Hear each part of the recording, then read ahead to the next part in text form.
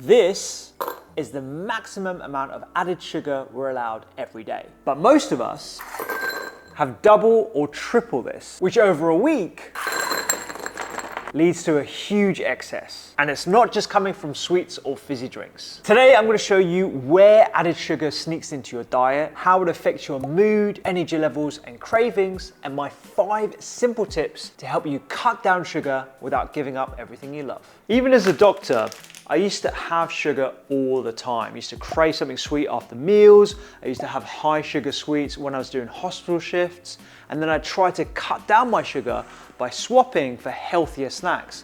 But as it turns out, I was still having a ton of sugar. Because cutting back isn't just about skipping desserts or sweets. Sugar hides in plain sight. It's in more foods than you think, even those that look healthy. A bowl of granola, 4 teaspoons of sugar. A glass of juice, 4 or more teaspoons of sugar. A snack bar, 3 teaspoons of sugar. An iced caramel coffee, 6 teaspoons of sugar. An energy drink, 10 teaspoons of added sugar. But the original sugar sweetened beverage, Coke, has 12 teaspoons of sugar in a 500 ml serving. Even foods that you wouldn't typically associate with sugar, salad dressings, marinades, sauces, pre-made soups, these all typically have added sugars in as well. Another problem is manufacturers will hide sugar in their products under various names. Syrups, agave, concentrates, it's all sugar. Not forgetting refined carbs that you find in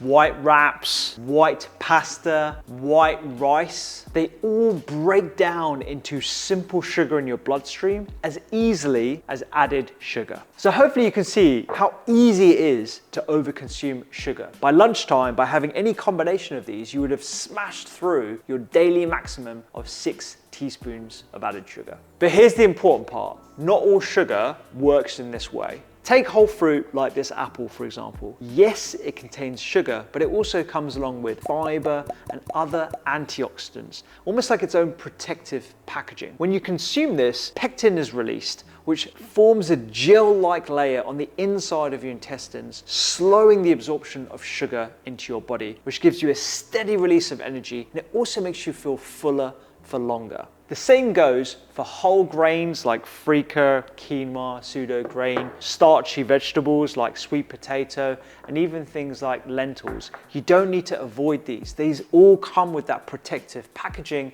of antioxidants and extra fiber, which is linked to better health, not worse. When you consume these foods, they're in their natural structure, which is different for juice. Juice has been completely stripped of its fiber, which means the sugar is super concentrated and readily absorbable. This juice has got the equivalent of 3 to 4 pieces of fruit in. This would take me at least 15 minutes to consume. This I can drink in about 10 seconds.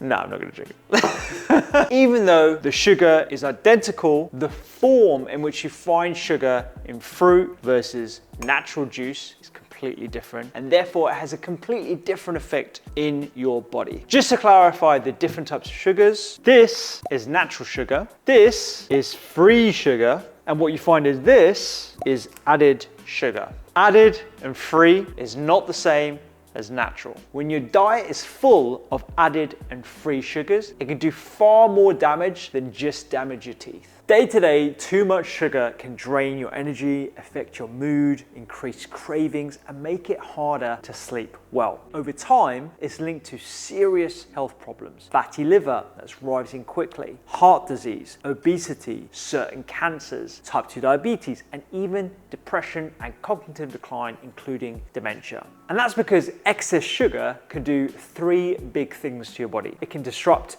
the harmony of your gut microbes, it can increase inflammation in your bloodstream, and push your liver to make and store fat that builds up over time. The good news is you don't need to cut down on sugar completely to get the benefits. Cut down your sugar consumption with these 5 simple steps. Morning is where a lot of hidden sugar sneaks in. Cereal, jam, toast, and it adds up fast, and it puts you on a sugar roller coaster. You get this rush of sugar going into your bloodstream and then the corresponding dip.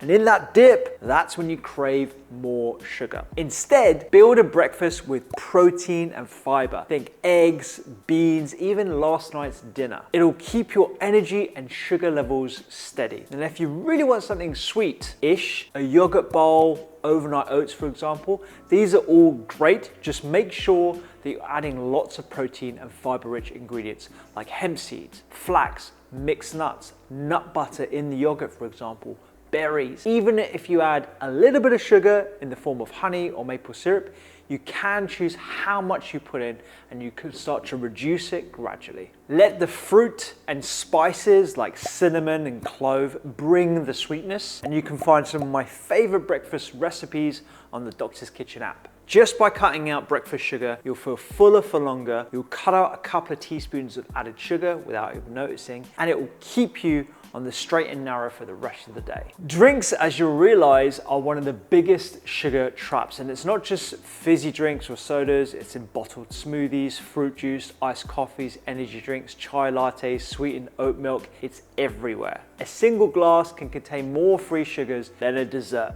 especially if it's made with these added syrups and concentrates. And because it's liquid, your body doesn't register it in the same way. It's not satiating, it doesn't make you feel full, so it's super easy to take in lots of sugar without realizing it. Make these instead water or homemade iced tea with a black tea bag, and sweeten it with either a pinch of cinnamon, some berries, or make it sharp with a slice of lemon. Try a hibiscus drink. Hibiscus tea leaves are naturally quite sweet and they have a bit of tartness as well. If you're looking for focus and energy, have a black coffee that actually has lots of metabolic health benefits instead of an energy drink. Try and make a homemade smoothie with whole fruit and yogurt. You'll avoid a lot of the syrups that unfortunately are found in lots of store-bought smoothies. And we have tons of low sugar drinks on the Doctor's Kitchen app if you're looking for inspiration. What catches people out with drinks is that they simply go for sugar-free or diet versions of the originals. Now, I'm not a fan of these. They can help if you're trying to get off added sugar in the short term, but they're not the end goal. Over time, drinking diet drinks could affect your gut because some of these artificial sweeteners might disrupt your microbes, and it can disrupt your cravings and your taste for sweetness. So if you drink a sweet tasting drink that's artificially sweetened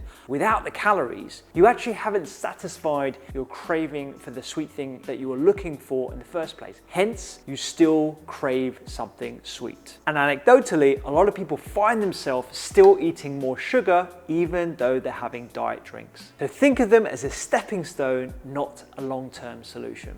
Now look, I still crave sweet foods all the time, but whenever I do, I try and pause and ask myself 3 things. Number 1, am I hungry? If so, I'm gonna have something with protein first, something like a Greek yogurt or a handful of nuts. At other times, if I'm genuinely after something sweet, I'll reach for fruit that I can grab quickly, like an apple or some berries, cherries, blackberries, which are absolutely delicious and they come bundled in with antioxidants as well. Or I'll have a couple of dates with some peanut butter, a square or 2 of good dark chocolate. These all come bundled with health benefits as well as the sweetness.